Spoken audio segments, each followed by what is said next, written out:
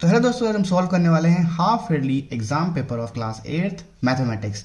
तो class 8th का mathematics का ये पेपर है हाफ ईयरली का, इसको हम सॉल्व करेंगे। इसको सॉल्व करोगे तो आपके एग्जाम्स काफ़ी अच्छे रहेंगे, आपकी प्रैक्टिस भी अच्छी हो जाएगी। और इस वीडियो के अंदर आपको मैं बताऊंगा कि कैसे इन क्वेश्चंस को आपको अटेम्प्ट करना है, यानी कि आपको इन क्वेश्चंस को किस तरीके से अपने आंसर शीट में लिख के आने हैं ताकि आपको उसके अच्छे से अच्छे मार्क्स मिल पाए। ठीक है, तो मेथड्स भी देखेंगे और ये भी देखेंगे कि कैसे इनको आप आराम से कर सकते हो, समझेंगे भी हम आराम से। ठीक है, तो करते हैं स्टार्ट। तो पहला क्वेश्चन इसके अंदर है, क्या है पहला क्वेश्चन, कि आपको सही विकल्प चुनने हैं। और क्वेश्चन है, एक क्वेश्चन 1 मार्क्स का है इसके अंदर। ठीक है, तो काफ़ी बेसिक क्वेश्चन है। क्या है इसके अंदर, 2/3 प्लस -2/3।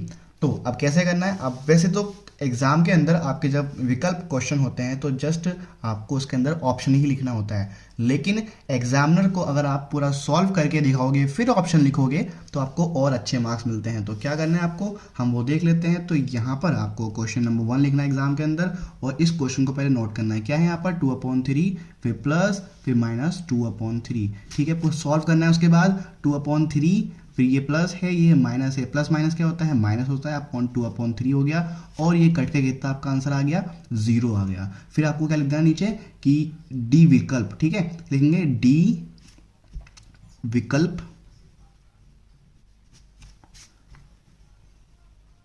सही है। ठीक है, तो इस तरीके से आपको लिखना है। ठीक है, वीडियो थोड़ी जहां पर मैं लिखूंगा वहां फास्ट फॉरवर्ड रहेगी ताकि आपका टाइम बच पाए और आप समझ पाओ।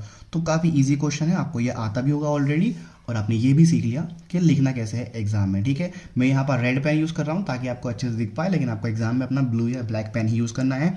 उसके बाद हम बात करते हैं सेकंड क्वेश्चन की, यानी कि फर्स्ट के सेकंड पार्ट की। तो फर्स्ट का सेकंड पार्ट क्या है कि √49 का मान कितना होता है। तो √49 आपको याद होगा, √49 कितना होता है, 7 होता है। तो इसको आप चाहो तो सॉल्व कर दो और चाहो तो सॉल्व ना करो तब भी प्रॉब्लम नहीं है। तो √49 क्या होता है, आप इसके फैक्टर निकाल सकते हैं, जो हो जाएगा 7 × 7। और जब इसके आप पेयर बनाते हैं, यानी कि जोड़ा बनाते हैं, तो क्या हो जाएगा, ये √7 इसका, सॉरी ओनली 7 इसका आंसर आ जाएगा। ठीक है, अब यहाँ पर मैंने देखो ये कट करा है, अब ये कट नहीं करना है, आपको कोशिश करना है कि कम से कम मिस्टेक्स रहें।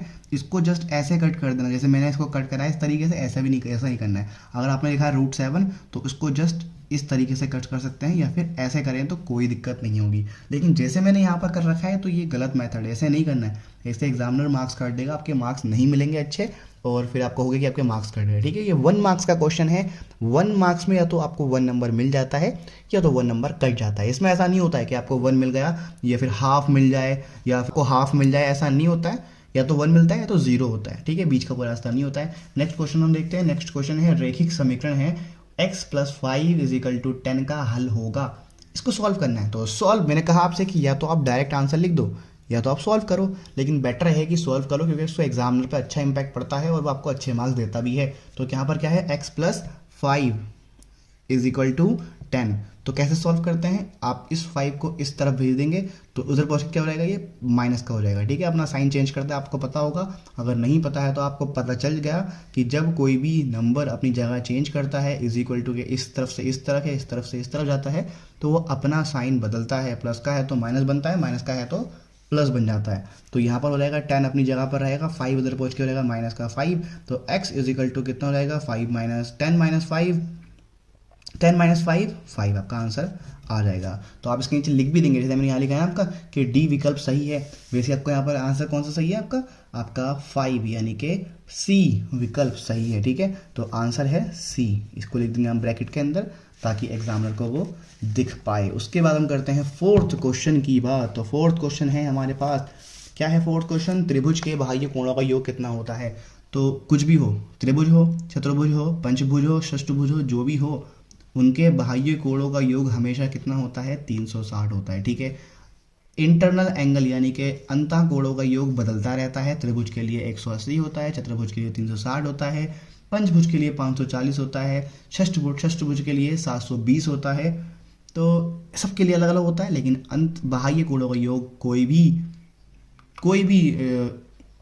कोई भी आकृति हो उसके लिए 360 ही होता है। तो यहाँ पर डायरेक्ट लिख देना आपको कि बी उत्तर सही है। ठीक है, उसके बाद हम करते हैं नेक्स्ट क्वेश्चन। फिफ्थ वाले क्वेश्चन का क्या आंसर होगा, तो फिफ्थ है इसके पास, फिफ्थ है a+b² का विस्तारित रूप लिखिए, यानी कि आपको उसका फॉर्मूला लिखना है। तो फॉर्मूला आपको याद होगा ऑलरेडी, फॉर्मूला क्या होता है, a² + b² + 2ab। ठीक है, तो a² + 2ab + b², तो सी विकल्प सही है। उसके बाद करते हैं हम सेकंड क्वेश्चन के बारे में, जिसके अंदर सत्य और असत्य ही बताना है। उसको देखते हैं। तो कह रहा है कि 4 अंकों की सबसे छोटी संख्या 1000 है। हाँ या ना आपको बताना है, क्या सही या गलत। तो 4 अंक की सबसे छोटी संख्या क्या होती है, यस 1000 ही होती है। और सबसे बड़ी क्या होती है, वो होती है 9999। ठीक है, तो ये आपको कंफ्यूजन नहीं होना चाहिए। 4 अंक की सबसे छोटी कौन होती है, 1000 होती है। और 3 अंक की कौन होती है, वो होती है 100। ठीक है, काउंट कर लो कितने नंबर हैं, 1 2 3 4 नंबर हैं। तो 4 अंक की सबसे छोटी संख्या कौन हो गई, 1000। ठीक है, उसके बाद है नेक्स्ट क्वेश्चन। नेक्स्ट क्वेश्चन कहता है एक त्रिभुज के तीनों अंतःकोणों का योग कितना है, 120 होता है। एक त्रिभुज के अंतःकोणों का योग 120 होता है, हाँ या ना बोलना है आपको। तो आपको याद होना चाहिए त्रिभुज के अंतःकोणों का योग हमेशा 180 होता है, ना कि 120 होता है। तो ये भी ऑप्शन रॉन्ग हो गया, ये असत्य है। ठीक है, ये सत्य है और ये सत्य है। तो ये ट्रू है और ये फॉल्स है। आपको सिर्फ सत्य असत्य लिखना है एग्जाम के अंदर, उसमें कोई प्रॉब्लम नहीं है, बट आपको ये कंफर्म होनी चाहिए कैसे होता है। नेक्स्ट है उसके बाद पतंग का चतुर्भुज नहीं है। क्या पतंग चतुर्भुज है या नहीं, हाँ पतंग के 4 भुज होते हैं, तो वो चतुर्भुज है। तो ये क्या है, ये असत्य है, वो है। ठीक है, तो ये बोल रहा है कि पतंग चतुर्भुज नहीं है, रॉन्ग, पतंग चतुर्भुज है। ऐसा कोई भी शेप जिसमें 4 भुजाएं होती हैं वो एक चतुर्भुज कहलाता है। नेक्स्ट क्वेश्चन की हम बात करते हैं। तो नेक्स्ट क्वेश्चन यहाँ पर दे रखा है। इसको मैं सॉल्व इसलिए नहीं कर रहा हूँ क्योंकि ये सिर्फ सत्य सत्य है, लिखने की जरूरत नहीं है, आपको डायरेक्ट ऐसे ही समझ में आ जाएगा, बस आपको ध्यान से सुनना है। उसके बाद है x + 2 = 0 एक रैखिक समीकरण नहीं है। ये भी क्या होगा, असत्य है, क्योंकि जिस भी समीकरण के अंदर एक वेरिएबल हो, यानी कि एक चर हो और एक अचर हो, ठीक है, एक चर हो एक अचर हो और उसमें घात जो है 1 हो, वो तो रैखिक समीकरण कहलाती है। तो ये भी क्या हो गया, असत्य हो गया। ठीक है, उसके बाद है आयत में समांतर चतुर्भुज के सभी गुण होते हैं, असत्य। सभी गुण तो नहीं होते हैं, हाँ इसमें कुछ गुण होते हैं, जैसे कि आमने सामने की भुजाएं बराबर होती हैं, आमने सामने की भुजाएं समांतर होती हैं, लेकिन एक गुण मिसिंग होता है। कौन सा, कि आयत में प्रत्येक कोण 90 का होता है, बट समांतर चतुर्भुज में नहीं होता है। तो क्या हो गया, असत्य हो गया। उसके बाद है सबसे छोटी अभाज्य संख्या कौन है, 2 है। असत्य या सत्य है, हाँ 2 है, वो सबसे छोटी अभाज्य संख्या है। ठीक है, तो ये आंसर हो गया इसका। उसके बाद है नेक्स्ट क्वेश्चन, 64 का घनमूल 2 होता है, रॉन्ग। 64 का घनमूल कितना होता है, 4 होता है। तो 64 का आप घनमूल निकालते हो तो कितना हो जाएगा, वो 4 हो जाएगा। ठीक है, इसका ये सत्य हो गया और ये असत्य हो गया, और ये क्या हो गया, ये भी असत्य हो गया, क्योंकि 2 नहीं 4 होता है। उसके बाद है नेक्स्ट क्वेश्चन, वो हम देख लेते हैं। विषम संख्या का वर्ग विषम होता है, हाँ या ना। अगर आप 3 का स्क्वायर करते हो तो कितना आता है, 9 आता है। अगर आप 5 का स्क्वायर करते हो तो कितना आता है, 25 आता है। अगर आप 7 का स्क्वायर करते हो तो कितना आता है, 49 आता है। तो क्या विषम का विषम आया, हाँ ये आया, विषम का विषम ही होता है। तो ये क्या हो गया, सत्य हो गया।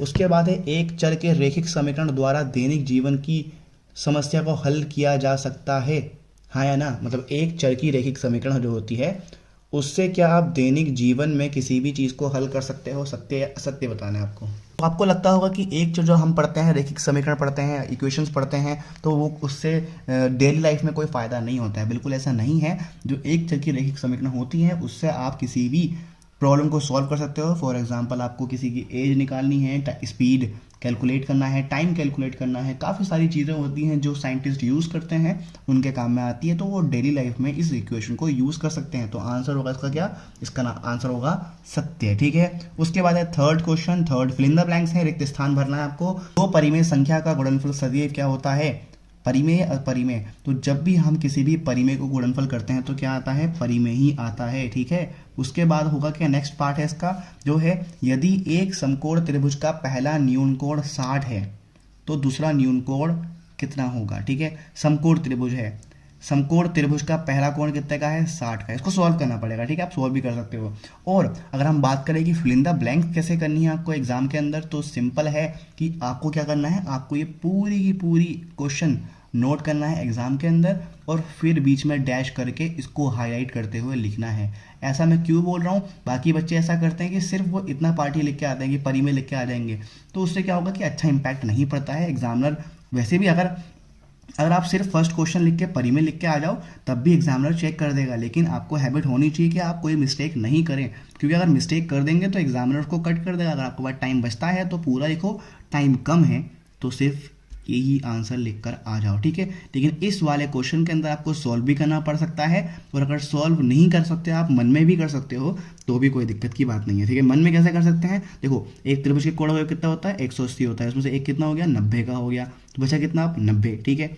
अब उस 90 में से एक कितना का हो गया 60 का, बचा कितना आप 30, तो आंसर कितना आएगा 30। लेकिन सॉल्व भी कर सकते हो, सॉल्व कैसे करेंगे हम उसको देख लेते हैं, ठीक है। तो एक त्रिभुज हमारे पास है, त्रिभुज के 3 कोण होते हैं, एक एंगल ए बोल देते हैं, एक एंगल बी बोल देते हैं, एक एंगल सी बोल देते हैं, और दोनों का योग, तीनों का योग कितना हो गया 180 हो गया। इनमें से एक कितना हो गया 90 का हो गया, दूसरा कितने का हो गया 60 का हो गया, तीसरा हमें पता नहीं है तो कितना हो गया इक्वल टू 180 रहेगा। दोनों को जोड़ के इधर भेज देंगे, दोनों को जोड़ के इधर भेज देंगे, ये कितना रहेगा 150 plus C is equal to 180, और फिर 150 इधर पहुँच के रहेगा माइनस का, तो एंगल सी कितना हो जाएगा 180 माइनस 150 इज इक्वल टू 30। तो आप चाहो तो सॉल्व करके भी दिखा सकते हो इस तरीके से, और अगर आप चाहो तो डायरेक्ट भी यहाँ पर आंसर लिख सकते हो कि 30 डिग्री का होगा, ठीक है, कोई दिक्कत की बात नहीं है। उसके बाद है नेक्स्ट क्वेश्चन जो है 64 के अभाज्य गुणनखंड आपको भरने हैं। तो क्या करोगे आप, इसके अभाज्य गुणनखंड निकाल देने, कैसे निकलते हैं हम देख लेते हैं, चलो। तो 64 के अभाज्य गुणनखंड हमें करने हैं, ठीक है। तो यहाँ पर हम कर देते हैं उसको, तो 64 लिखो और 64 के अभाज्य गुणनखंड कर दो। तो इस तरीके से आप सॉल्व कर सकते हो, आपको उसके गुणनखंड करने आते होंगे तो आप इसको सॉल्व कर सकते हो। कितने दो आए यहाँ पर, 1 2 3 4 5 6, 6 आ गए, तो 6 को आप इस तरीके से यहाँ पर लिख सकते हो। आपका ये आंसर सॉल्व हो गया, काफ़ी बेसिक आंसर है, आपको ये एलसीएम करने आना भी चाहिए, आपको ये प्राइम फैक्टर करने भी आना चाहिए, ठीक है। तो यहाँ पर भर देंगे आप, 2 यहाँ पर दो, 2 यहाँ पर दो, 2 यहाँ पर दो, 2 भी यहाँ पर दो, ठीक हो गया। इस तरीके से हम करते हैं। समांतर चतुर्भुज के सम्मुख भुजाएं क्या होती हैं, बराबर होती हैं, तो यहाँ लिख दो बराबर। उसके बाद नेक्स्ट क्या है, सम बहुभुज जिसमें 3 भुजाएं होती हैं कहलाता है। तो सम का मतलब क्या होता है, जिसकी भुजाएं समांतर होती हैं, और ऐसा बहुभुज जिसकी 3 भुजाएं हैं और बराबर भी हैं तो वो होता है समबाहु त्रिभुज, ठीक है, वो होता है समबाहु त्रिभुज। क्यों, क्योंकि उसके 3 भुजाएं बराबर हैं और 3 भुजाएं ही हैं तो त्रिभुज तो हो गया, और बराबर हैं तो समबाहु त्रिभुज हो गया, ठीक है। फिर उसके बाद है रूट 1.44 का मान कितना होगा। अब ये काफ़ी ज़्यादा इंटरेस्टिंग क्वेश्चन है, आपको ये आना भी चाहिए कि पहले तो आपको 144 का रूट पता होना चाहिए, याद होना चाहिए। 144 का रूट कितना होता है 12 होता है, ठीक है। उसके बाद इसमें देखो पॉइंट कहाँ लगाया, पॉइंट लगाया 44 के बाद, यानी कि 2 नंबर पहले। तो जब रूट करते हैं तो 2 की जगह 1 हो जाता है, मतलब अगर पॉइंट 2 नंबर पहले लगा हो तो रूट सॉल्व होने के बाद वो 1 नंबर के पहले रह जाता है, यानी कि आप आधा कर देते हो, ठीक है। सपोज 4 नंबर के पहले लिखा होता तो रूट सॉल्व करने के बाद 4 का आधा कितना हो गया 2, तो वो 2 से पहले लगा होता। तो कितने नंबर हैं, 2 नंबर है पॉइंट से पहले, तो ये 1 नंबर से पहले पॉइंट लग जाएगा, तो आंसर कितना आएगा 1.2। तो इतना कुछ कॉम्प्लिकेटेड नहीं है सॉल्व करने का कि पॉइंट का नंबर है कैसे रूट निकलेगा। जस्ट 1.144 यानी कि 144 का रूट पता होगा जो कि 12 होता है, आप आराम से सॉल्व कर दोगे। उसके बाद हम बात करते हैं नेक्स्ट क्वेश्चन की कि 1.5 का वर्ग क्या होगा। तो ये भी इजी है, आपको क्या करना है 1.5 का वर्ग निकालना है। आपको 15 का वर्ग याद है, कितना होता है 15 का वर्ग, 15 का होता है 225। जैसा आपको मैंने यहाँ कहा कि 2 का आधा 1 हो जाएगा, अब यहाँ पर स्क्वायर कर रहे हो तो डबल होगा ना। तो कितने नंबर के बाद पॉइंट है, 1 नंबर के बाद पॉइंट है, तो यानी कि वो क्या हो जाएगा, वो 1 नंबर के बाद पॉइंट है तो डबल हो जाएगा। 2 के बाद पॉइंट लगेगा तो यहाँ से पीछे 2 पॉइंट लाओ, 1 2 यहाँ पर लगा दो पॉइंट, तो कितना आया 2.25 आ गया। तो इसका आंसर कितना लगेगा 2.25 इसका आंसर आ जाएगा। उसके बाद है नेक्स्ट क्वेश्चन जो है आंकड़ों के वृत्तीय आलेख से प्रदर्शित होने वाला चित्र क्या कहलाता है।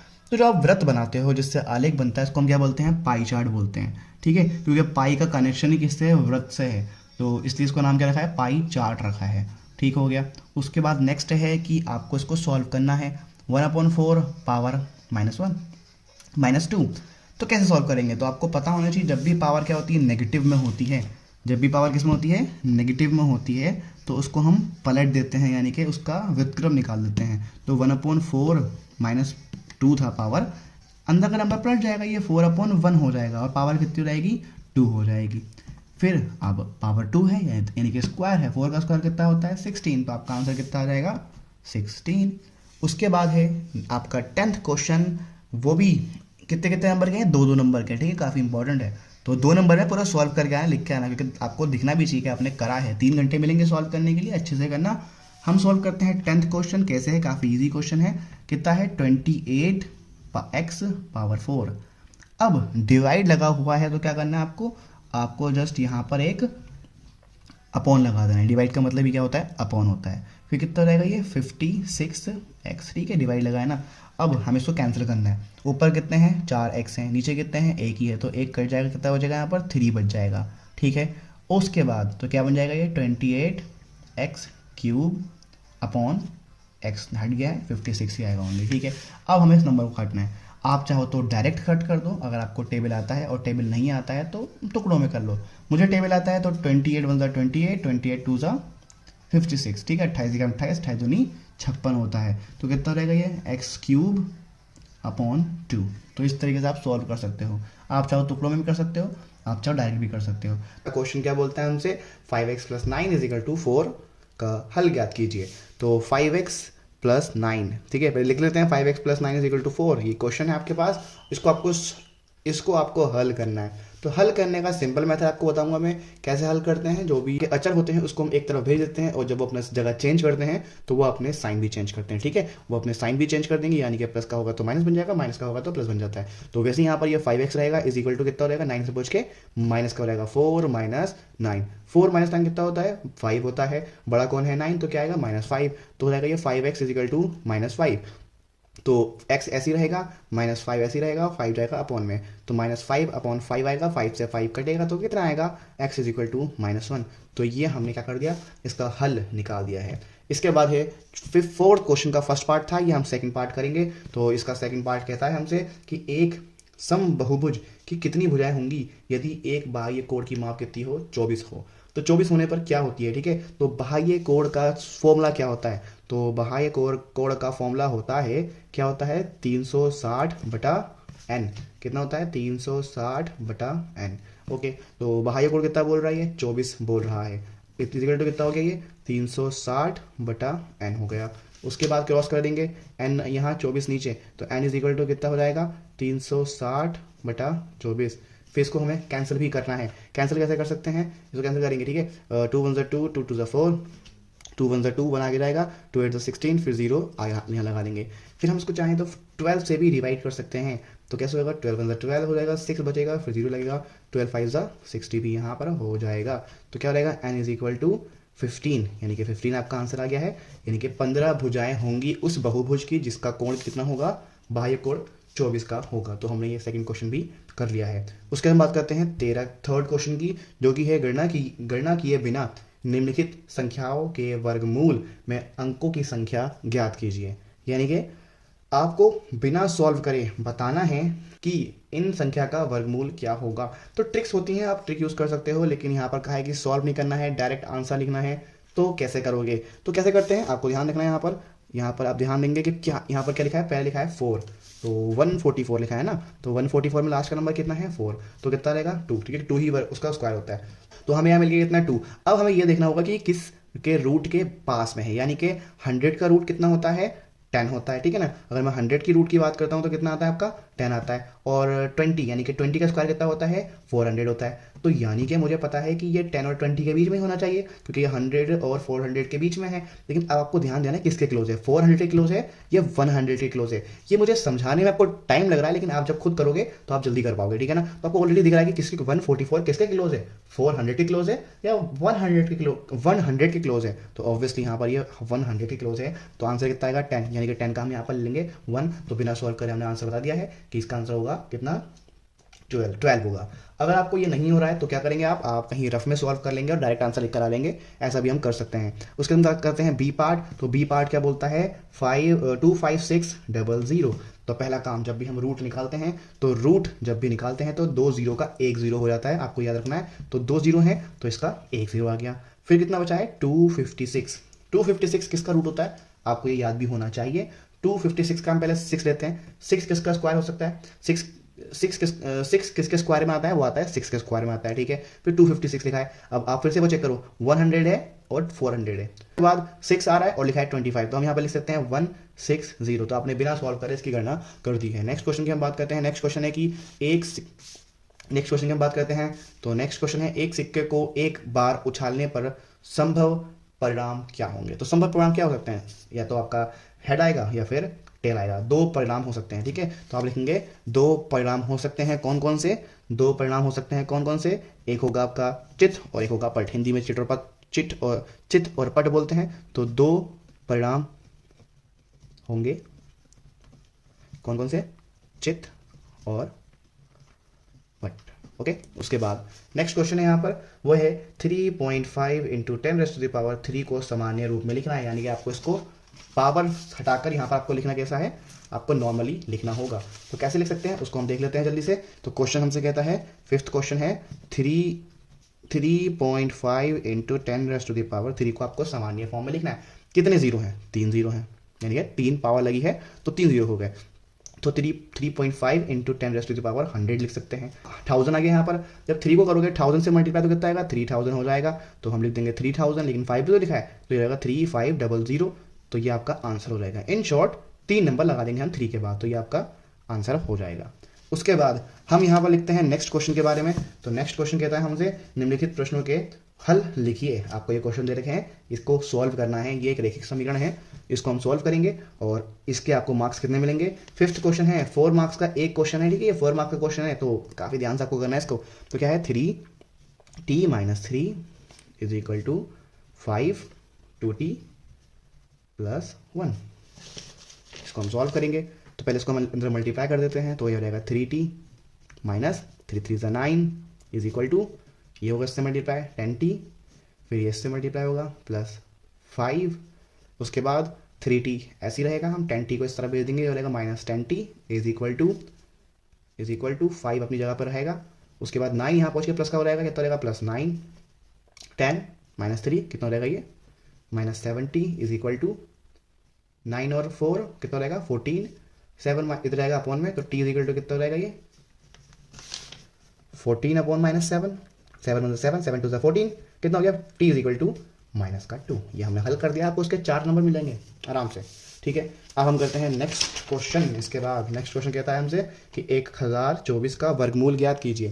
तो 1024 का वर्गमूल कैसा होता है वो हम कर लेते हैं। तो सिंपल है क्वेश्चन कि आपको इसके क्या निकालने होंगे, अभाज्य गुणनखंड निकालने होंगे। तो आप इसके पहले अभाज्य गुणनखंड निकाल लीजिए। तो कैसे करेंगे, 2 से करेंगे, यहाँ पर ये आ रहेगा आपका, ठीक है। तो मैं इसको जल्दी से कर लेता हूँ, आप इसको देख लेंगे, फिर आप इसको आपको ये करना आता होगा ऑलरेडी। और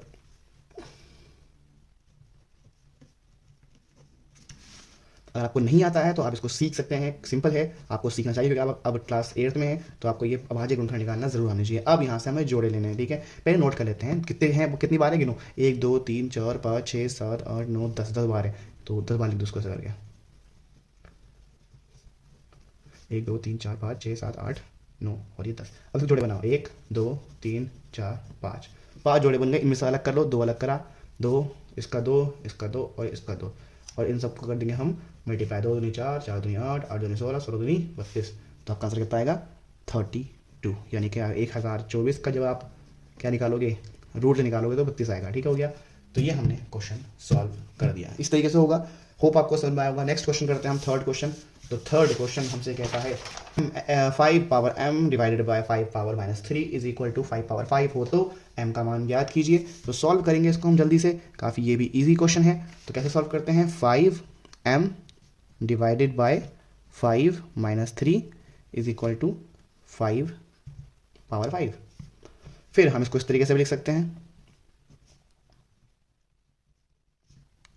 और जब पावर डिवाइड में होती है तो उसको हम माइनस कर देते हैं। आपस में कोई रूल याद होना चाहिए कि अगर पावर क्या होती हैं, एक ऊपर होती है और एक डिनोमिनेटर में होती है, तो हम पावर क्या कर देते हैं, माइनस कर देते हैं। तो ये हो जाएगा 5m - 3 = 5 5। अब आपको ध्यान देना है कि पावर माइनस करनी है, तो ये तो ऑलरेडी माइनस में है, तो माइनस माइनस क्या हो जाएगा प्लस। तो 5m + 3 = 5 पावर 5। अब हम यहाँ करेंगे तुलना करेंगे। तुलना क्यों करेंगे, क्योंकि ये नीचे 5 है, ये 5 है, इसको बोलेंगे बेस, बेस सेम है इसके, तो क्या होंगे घाते इसकी कंपेयर हो जाएंगे, तुलना हो जाएगी। तुलना करने पर इसकी तुलना करने पर, घातों की तुलना करने पर, तो ये हो जाएगा m+3 = 5, ठीक है ना। सिर्फ हमने घात घात की तुलना कर ली है। अब इस 3 को यहाँ भेज देंगे तो ये m = कितना हो जाएगा 5 - 3, यानी कि m की वैल्यू आपको मिल जाएगी 2। इस तरीके से हम सॉल्व कर सकते हैं। काफ़ी ईजी क्वेश्चन हो गया ये। अब हम नेक्स्ट क्वेश्चन की बात करते हैं। वो क्वेश्चन है आयत और समांतर चतुर्भुज के समान गुणों को लिखिए। आपको इसके समान गुण लिखने हैं। तो समान गुण क्या होते हैं, मतलब ए से गुण जो कॉमन है। तो पहली चीज़, आयत के और समांतर चतुर्भुज की आमने सामने की भुजाएं बराबर होती हैं। पहली चीज़ हो गई कि आमने सामने की सारी भुजाएं बराबर होती हैं। उसके बाद दूसरी बात जो बराबर होती है इसके अंदर, वो क्या चीज़ है कि इन दोनों की 4 भुजाएं होती हैं। और तीसरी बात क्या होती है कि इन दोनों के विकर्ण एक दूसरे को समविभाजित करते हैं, यानी कि समान भागों में बांटते हैं, और इनके विकर्ण जो होते हैं एक दूसरे पर लंबवत भी होते हैं, यानी कि 90 डिग्री का कोण बनाते हैं, ठीक है। तो ये क्या होगा, इसके समान गुण हो गए जो दोनों में कॉमन होते हैं, एक आयत और एक समांतर चतुर्भुज में। उसके बाद बात करते हैं नेक्स्ट क्वेश्चन की, जो कि है दिखाइए कि संख्या 6, 8 और 10 पाइथागोरस त्रिक है। ये पाइथागोरस थ्योरम इस पे सेटिस्फाई होती है। और तो कैसे प्रूव कर सकते हो उसके हम देखते हैं। तो क्या करना है आपको, पहले आपको जो इनमें छोटी भुजाएं हैं यानी कि 6 और 8, उसका स्क्वायर करके जोड़ देना है। दोनों को पहले स्क्वायर करो, फिर पहले 6 का स्क्वायर करो, फिर 8 का स्क्वायर करो, इक्वल टू कितना हो जाएगा 36 + 64, जोड़ के कितना आएगा 100 आएगा। उसके बाद हमें जो इसकी सबसे बड़ी भुजा है उसका स्क्वायर करना है, ठीक है। ये क्या हो गया, ये हो गया छोटी भुजाओं के वर्गों का योग, ठीक है, वर्गों का योग। अब हम निकालेंगे बड़ी भुजा, बड़ी भुजा का वर्ग क्या हो जाएगा, वो हो जाएगा 100² यानी कि 100। तो सेम आया है लिखने में। तो अतः ये है पाइथागोरस त्रिक है, ठीक हो गया। इसके बाद हम बात करते हैं नेक्स्ट क्वेश्चन की। तो जो है 6 क्वेश्चन, और ये एक क्वेश्चन है 5 मार्क्स का। पहला क्वेश्चन है कि बताइए कि कैसे निम्न आकृति एक समलंब है और इसकी कौन सी 2 भुजाएं समांतर हैं।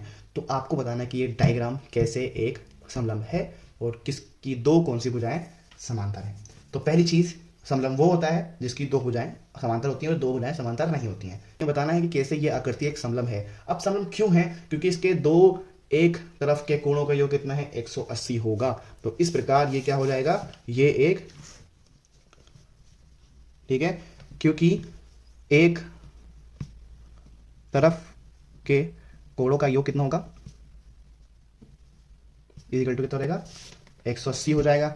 अब angle D plus angle A कितना हो जाएगा 180 हो जाएगा। और अगर ऐसा है जो कि है 120 + 60 इक्वल टू कितना हो जाएगा 180 हो जाएगा। तो लिख देंगे अतः ये एक समलंब है और इसकी कौन सी भुजा समांतर होंगी, जिस तरफ उसके अपोजिट रहेंगे। ये आपकी भुजा आ रही है ना, डी आ रही है, तो ये अगर इस तरफ के कोण बराबर, इस तरफ के कोणों का योग 180 होगा तो ये डीसी और एबी क्या हो जाएंगी, समांतर हो जाएंगी, ठीक है। तो क्योंकि कोणों का योग कितना है 180 है,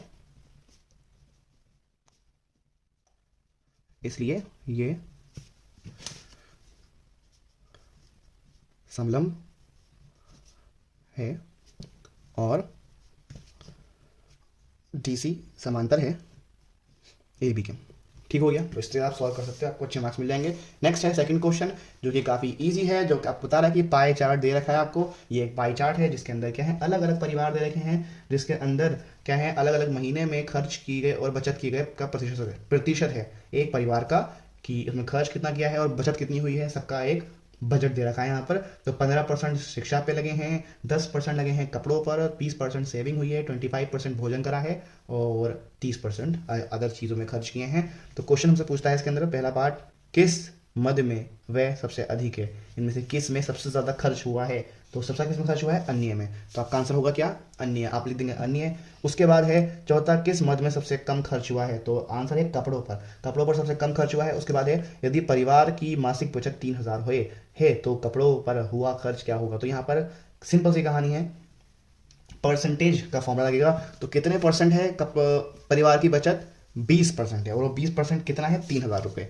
तो हम लगाएंगे फॉर्मूला। तो प्रतिशत कितना है 20,000 रुपये, और कितने रुपए निकल रहे हैं आपके, आ रहे हैं कितने 3000 रुपये उसकी बचत हो रही है। तो टोटल हमें नहीं पता, यानी कि कुल कितनी बचत है, कितने पैसे हैं कमाता है, ये नहीं पता। इनटू कितना हो गया 100 हो गया, एक जीरो से हम यहाँ जीरो काट देते हैं और 2 की क्रॉस हो जाएंगे। कुल इज इक्वल टू कितना हो जाएगा आपका, ये 3000 × 10 अपॉन 2, ठीक है। कैंसिल कर सकते हैं, 5 × 5, 2 × 2, 2 5 × 10 और इसको उससे मल्टीप्लाई कर देंगे तो हमारा आंसर कितना आएगा, 15,000 रुपये हो जाएगा। इनके 15,000 रुपये वो कमाता है। अब इस 15,000 का हमें क्या करना है, हमें निकालना है कपड़ों पर। कपड़ों पर कितना खर्च हो रहा है, 10%। तो 15,000 का 10% हमें निकालना होगा। तो कैसे निकालेंगे हम प्रतिशत, प्रतिशत का सिंपल फॉर्मूला है कि आपको क्या करना है कि फॉर्मूला में रखना है कितना है, टोटल अमाउंट कितना है जो हम रखते हैं अपॉन में, और